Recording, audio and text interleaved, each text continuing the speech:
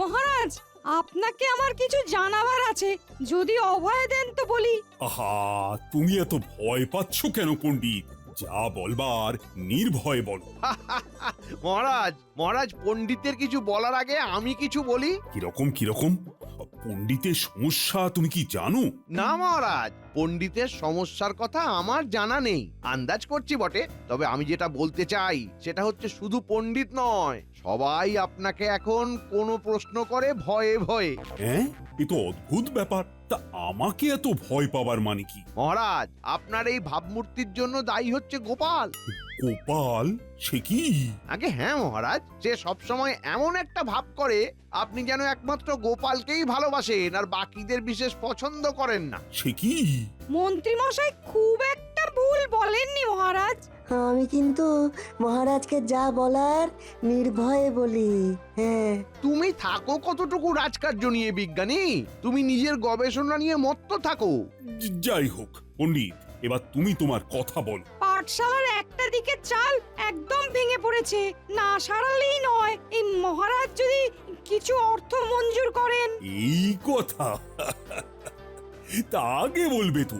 এ আর কি এমন কথা? মন্ত্রী, তুমি পণ্ডিতের পাঠশালার চালা সারানোর ব্যাপারটা দেখে নিও তো, আর যা অর্থ লাগে সেটাও খাজাঞ্চির সাথে কথা বলে নাও। নিশ্চয়ই মহারাজ।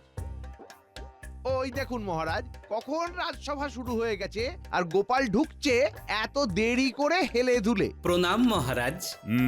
তা গোপাল, এত দেরি কেন তোমার?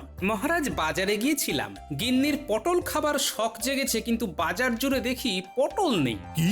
এটা তো পটলের সময় মহারাজ, এখন পটল খুঁজতে যদি পটল তোলবার মতো অবস্থা হয় তাহলে কি করি বলুন তো?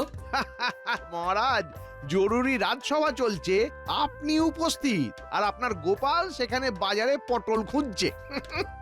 মহারাজ, যদি অভয় দেন তাহলে জানতে চাই যে আমি আসার আগে কি জরুরি কাজ হচ্ছিল। গোপাল, তুমিও দেখছি ভয় পাচ্ছ। যাই হোক, তোমার আসার আগে পণ্ডিতের পাঠশালার কথা হচ্ছিল। হ্যাঁ, আমার ওই নাতিপুতিরা যাচ্ছে তো। কিন্তু পণ্ডিতের পাঠশালার চালা যে ভেঙে পড়েছে। তাই নাকি? কই, আমি কিছু জানি না তো। না না মহারাজ, এরকম মনে হয় কিছু হয়নি। দেখেছেন মহারাজ, দেখেছেন গোপালের কথা? ও নিজেই এখন পণ্ডিতের কথা কাটছে। ও আসলে চায় না ওকে বাদ দিয়ে কোনো আলোচনা হোক। গোপাল, তোমাকে সব বিষয়ে মাথা ঘামাতে হবে না। আচ্ছা মন্ত্রী, তুমি খবর নাও তো যে বাজারে কেন পটল পাওয়া যাচ্ছে না? সবজির ফলন কি ঠিকভাবে হয়নি? মহারাজ, আপনি চিন্তা করবেন না, আমি পণ্ডিতের পাঠশালার বিষয়টি আর সবজি ফলনের বিষয়টির ব্যাপারে সমস্ত খোঁজ খবর নিচ্ছি। আপনি কালকেই সব জেনে যাবেন মহারাজ। বেশ, তাহলে আজকে রাজসভা এখানেই শেষ হোক। না, এই বেলা রওনা হয়ে পড়ি, বিকেল বিকেল পৌঁছে যাব। রাতের বেলা শ্বশুর বাড়িতে জমিয়ে খাওয়া হবে। কই গো, ও গিন্নি, কই গেলে? এই আসছি। তুমি তাহলে এইবারটা যাচ্ছ না? কিভাবে আর যাই? যেতে যে স্বাদ হয় না তা তো নয়, তবে এখন আমার মেলা কাজ জমে আছে, শরীরও তো বিশেষ ভালো নেই। তুমি যাও, ঘুরে এসো। হ্যাঁ হ্যাঁ, সেই ভালো। তোমার গিয়ে কাজ নেই, আমি তোমার বাবা আর মায়ের কুশল সংবাদ নিয়েই আসবো। আসি আমি। আমি চললাম, দেরি হলে চিঠি পাঠাবো। সাবধানে যেও গো।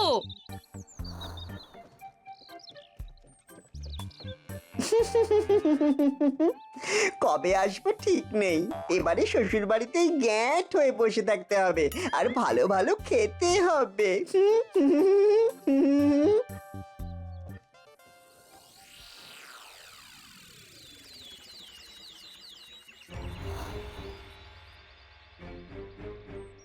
এরকম চোরের মতো দাঁড়িয়ে থাকলে হবে না, আমি যা বলছি সেরকম কর, অনেক কিছু পাবি। আপনি তো অনেক কিছুই বলেন, কিন্তু কিছু তো হয় না মন্ত্রী মশাই।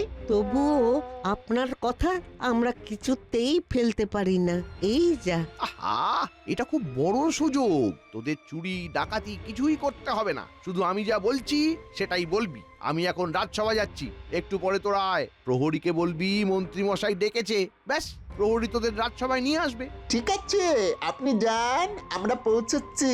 ঠিক আছে।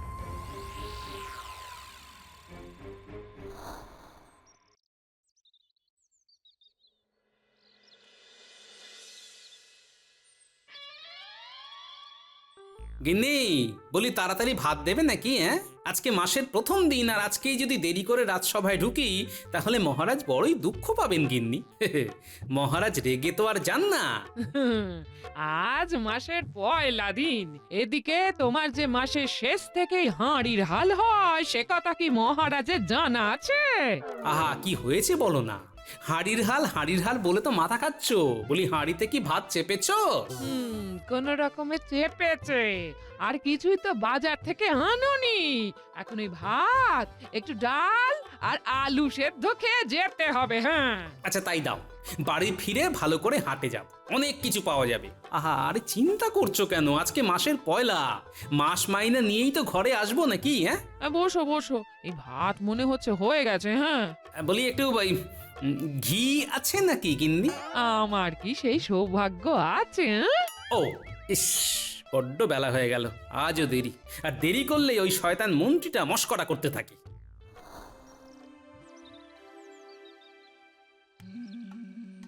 মহারাজ, আজ মাসের প্রথম দিন, আজও গোপাল সময়ে আসতে পারলো না। তাই তো মন্ত্রী, গোপালের সত্যি আজকাল বড্ড দেরি হচ্ছে। শুধু তাই নয় মহারাজ, গোপাল যে কত বড় মিথ্যে বলেছে সেটা প্রমাণিত। কিরকম? এক্ষুনি জানতে পারবেন মহারাজ। আমি দুজন চাষিকে আসতে বলেছি, তারা এক্ষুনি এসে পড়বে। তাদের মুখেই শুনবেন আমি আর নিজ মুখে কি কথা বলি। প্রণাম মহারাজ, দুজন চাষি দেখা করতে এসেছে, বলছে মন্ত্রী মশাই আসতে বলেছে। এসে গেছে মহারাজ, এসে গেছে। ও, তা ওদের রাজসভায় আসতে বল। মহারাজ, এরা হলো সাধন আর নিমাই। কিছুদিন হলো এসেছে, এসেই এরা সবজি ফলিয়ে আমাকে একেবারে তাক লাগিয়ে দিয়েছে। বটে, তা কি সবজি ফলাও তোমরা? আগে মহারাজ পটল। পটল? এই যে গোপাল বলছিল বাজারে পটল নেই। আগে আমরা তো প্রচুর পটল ফলিয়েছি, আপনি দেখতে যেতে পারেন। গোটা বাজার জুড়ে আমাদের ফলানো পটল এখন বেচা হচ্ছে। ওরা তাহলে এবার আসুক মহারাজ। বেশ, তোমরা এবার আসতে পারো। আসুক গোপাল, ওর মিথ্যে কথা বলা এবার আমি পার করছি।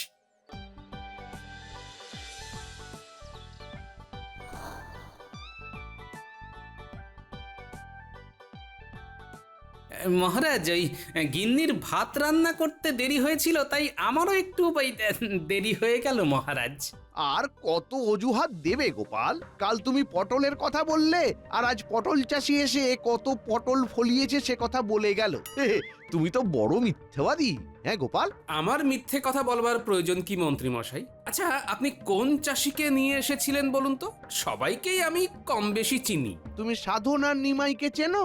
না, এরকম নামে তো কোনো চাষি আছে বলে শুনিনি। এরা পটল চাষি। কি আশ্চর্য, বাজারে পটল নেই আর মন্ত্রী মশাই ওই কে সাধন কে নিমাই সব পটল চাষিদের এনে হাজির করছে। বলি কাউকে সাজাননি তো? না, আপনি যে এটা করতে পারেন তা আমি জানি। দেখুন মহারাজ, দেখুন গোপাল কিরকম মুখের ওপর আমাকে মিথ্যাবাদী বলছে, যেখানে ও নিজে সবচেয়ে বড় মিথ্যাবাদী। আমি যা বোঝার বুঝেছি গোপাল, তোমার দেরি করবার জন্য একটা অজুহাত চাই না, যেটা আমি আর হতে দেব না। আর এর ফলস্বরূপ এই মাসে তুমি অর্ধেক মাইনে পাবে। হ্যাঁ, এ কি বলছেন মহারাজ? হ্যাঁ গোপাল, এটাই তোমার শাস্তি। সেই সঙ্গে মন্ত্রী, খুব ভালো কাজ করবার জন্য তোমাকে আমি পুরস্কার দিতে চাই। বলো বলো মন্ত্রী, কি চাই তোমার? মহারাজ, আমার যদি একটি জমি হয় তাহলে কিছু চাষি ভাইকে দিয়ে পটল চাষ করিয়ে সেটা গরিব লোকেদের খাওয়ানোর প্রবল ইচ্ছা জাগে। বাহ মন্ত্রী, বাহ, খুব ভালো ভেবেছো তো। তোমাকে আমি 1 বিঘা জমির ব্যবস্থা করে দিচ্ছি।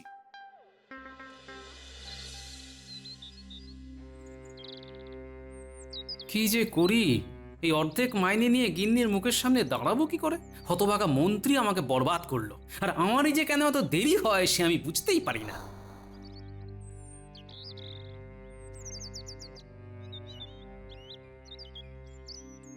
এ কি, এ আবার কোথা থেকে উদয় হলো? বলা নেই, কওয়া নেই, এ তো সহজে যাবে না। হে ভগবান, তা কখন আসা হলো? এই তো একটু আগেই এলাম শ্বশুর মশাই। এই যে এসে গেছো। হ্যাঁ, এই যাও যাও যাও শিগগির বাজারে যাও, পটল পোস্ত ইলিশ মাছ নিয়ে এসো। জামাই বাবা জীবনের খুব পটলের দোরমা খাওয়ার ইচ্ছে হয়েছে।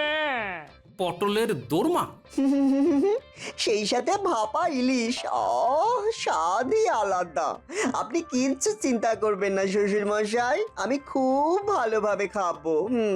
বাড়ি অবধি ঢুকলাম না ভালো করে, এদিকে ইনি এসেই ভাপা ইলিশ পটলের দোরমার কথা বলতে শুরু করে দিয়েছে। কপালই খারাপ, এই মাসে মাইনেটা অর্ধেক পেয়েছি, কি দিয়ে যে কি করব সেটাই তো বুঝে উঠতে পারছি না। আপনি বের করে কিছু বলছেন শ্বশুর মশাই?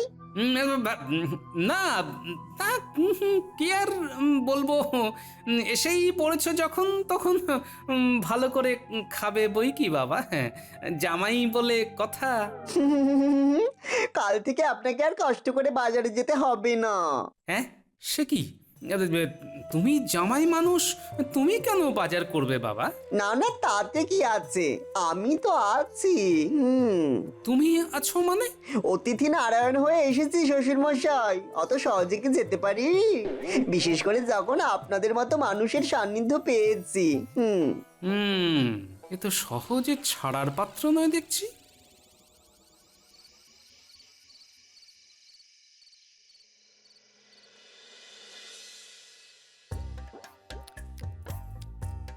আহা, এই চমৎকার পটলের দোরমা হয়েছে মা ঠাকরুন।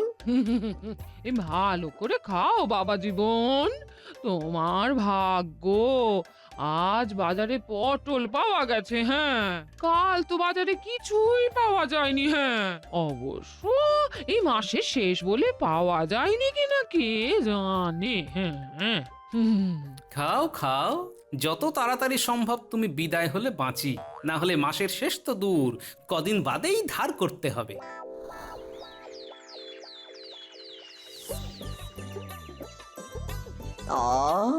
কি সুন্দর সকাল!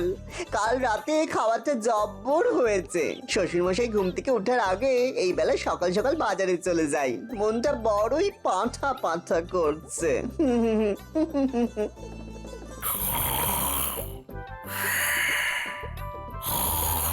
কি আনন্দ শ্বশুরমশাই, কি আনন্দ!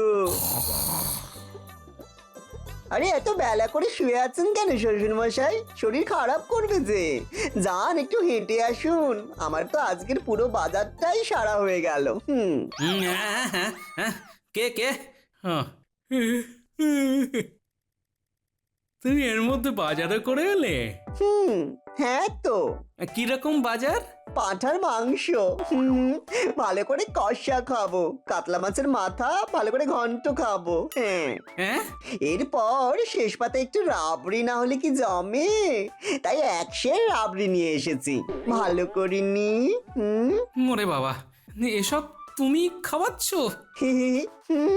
কি যে বলেন না শ্বশুর মশাই, আমি হলাম আপনার অতিথি, নারায়ণ সেবা তো আপনিই করাবেন, আমি তো নিমিত্ত মাত্র। তাহলে এত কিছু সব আপনার নামে ধারের খাতায় লিখিয়ে এসেছি। আপনার জামাই বলে আমার খাতির তো কম নয়। হ্যাঁ তা বটে। সেই সাথে আপনার এত সুনাম যে আপনার নাম বলতেই ধারের খাতায় সব দিয়ে দিল। এই তো মা ঠাকুরনও উঠে পড়েছেন, যান দেখি রান্না চাপান, আমি এই বেলা তাড়াতাড়ি চানটা করে ফেলি। তেল কোথায় মা, তেল? আছে আছে, ওই বাইরে রাখা আছে। হ্যাঁ, বেশ বেশ। এ তো আমি শেষ হয়ে যাব, একেবারে অর্ধেক মাইনা পেয়েছি, তার উপর আমাদের কিভাবে চলবে? আমি কিছু জানি না। হ্যাঁ, ও আমার জামাই, তোমাকেই বুদ্ধি করে চলতে হবে। তোমার এত বুদ্ধি, মহারাজ শুধু তোমার কথাই শোনে বলে গর্ব তোমার কম ছিল না, আজ সেই বুদ্ধি কোথায়? বুদ্ধিতে শান দাও, বুঝলে? ওরে বাবারে, এই জামাই আমার কাছে দুঃস্বপ্নের মতো, আর আমার সব বুদ্ধি ওই দুঃস্বপ্নে হারিয়ে গেছে। ওহো।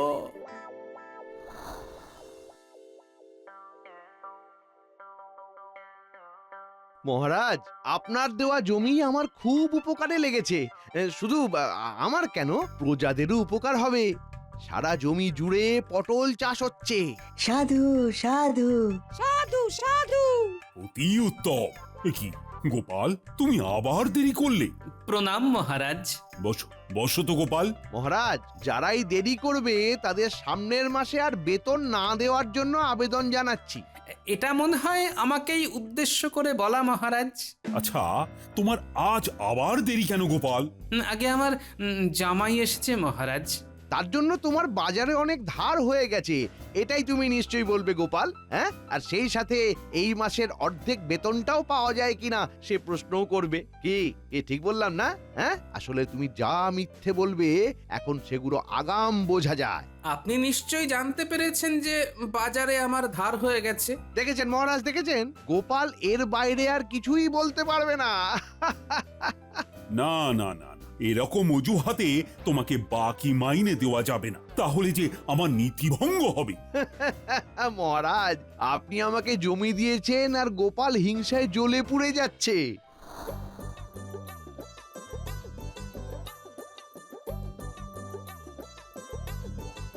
আরে, এ তো দেখছি সাধন আর নিমাই, মন্ত্রীমশাইয়ের সেই পটল চাষি দুজন।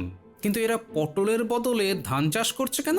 তার মানে মন্ত্রীমশাই মহারাজকে টুপি পরিয়েছে। হ্যাঁ? ঠিক আছে, আমিও হাতে এক ঢিলে দুই পাখি মারার অস্ত্র পেয়ে গেলাম।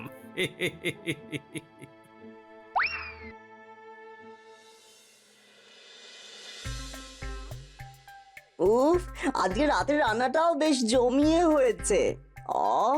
এত পাঁঠা কতদিন পরে খেলাম। এই পেট একেবারে জুড়েই গেল। আমি শ্বশুর বাড়ি আছি না স্বর্গে আছি সেটা বুঝতেই পারছি না। দেখো বাবা জীবন, তুমি আনন্দে খাচ্ছ খাও, কিন্তু আমি তোমার জন্য এত করছি, তা তুমি আমার জন্য একটা কাজ করতে পারবে? কি কাজ বাবা? বেশি কিছু না, কাল সকালে একটা কাজ করতে হবে, এই একটু সমাজ সেবা আর কি। কি সমাজ সেবা বাবা? শোনো। কি পারবে তো? নিশ্চয়ই পারবো শ্বশুর মশাই। আয় আয় গরু ভাই, আয় আয় আয় আয় আয় আয় আয় আয় আয় গরু ভাই, এসে ধান খেয়ে যা। খা বাবা খা, ভালো করে খা। এই শয়তান গরুকে ছেড়ে দিয়েছে, সব ধান নষ্ট হয়ে গেল। এগুলোকে ধর ধর ধর। এই রে, এরা তো আমার দিকেই আসছে। পালাই বাপরে বাপ, পালাই পালাই বাবা।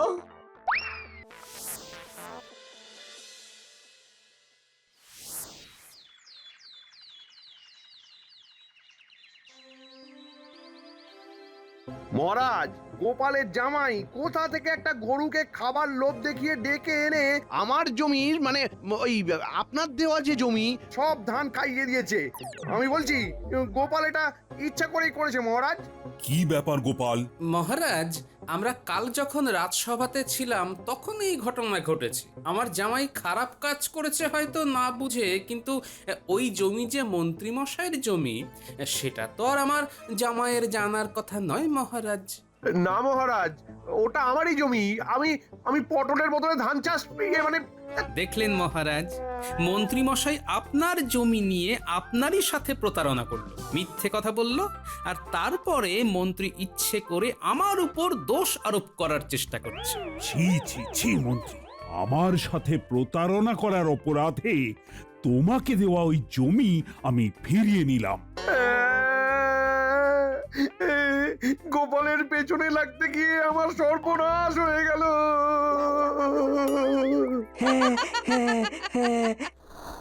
একটা কাজ হয়ে গেল, এবার আরেকটা কাজ করতে হবে। ছলে বলে কৌশলে জামাই বাবা জীবনকে বাড়ি থেকে তাড়াতে হবে। বেটা শুধু বসে বসে আমার বাড়ির অন্ন ধ্বংস করবে, এ তো হতে পারে না।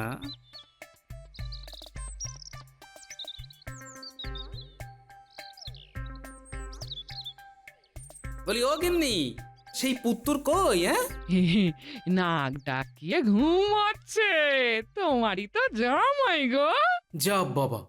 শ্বশুর মশাই কতক্ষণ? রাজসভা কেমন চলছে? হ্যাঁ, ভালোই চলছে। তা বাবা, বেশ কিছুদিন তো হয়ে গেল। তুমি কি কাল সকালে রওনা দেবে? এই তো কদিন মাত্র এলাম, আরো কটা দিন থাকি। ওরে বাবা, না হ্যাঁ, এখানে থাকার অনেক সমস্যা বুঝলে। তুমি কালকেই একদম এখান থেকে চলে যাবে। হ্যাঁ দেখুন, আমি অতিথি নারায়ণ, আমাকে তাড়ালে কিন্তু এই সংসারের বড় অমঙ্গল হবে। তাই আমি মিষ্টি মুখেই বলি, এমন কাজ করবেন না। তুমি ওকে অমন করে বলো না। হ্যাঁ, বেশ, আমি কাঁটা দিয়ে কাঁটা তুলবো। হ্যাঁ, কি করবে? আমি যাব এখন বাজারে।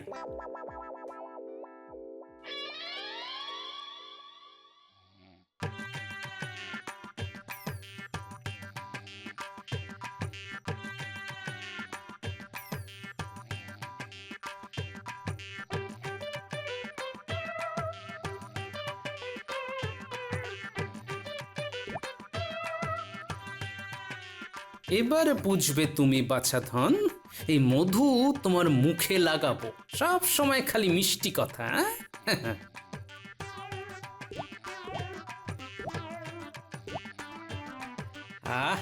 যাই বাইরে গিয়ে বসি। বাহ, একেবারে ব্রাহ্ম মুহূর্ত।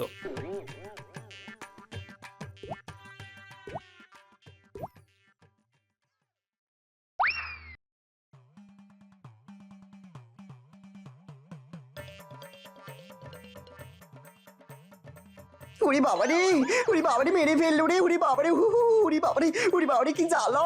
উফ, জ্বলছে তো, পুরো জ্বলছে। উফ বাবারে বাবা, উ বাবা গো। মুখ একেবারে ফুলিয়ে দিয়েছে দেখছি। ইস, মুখে মধু থাকার এই ঝামেলা, মাঝে মাঝে পিঁপড়ে চলে আসে। আমি চললাম, উড়ি বাবারে, উড়ি বাবা, পালাই।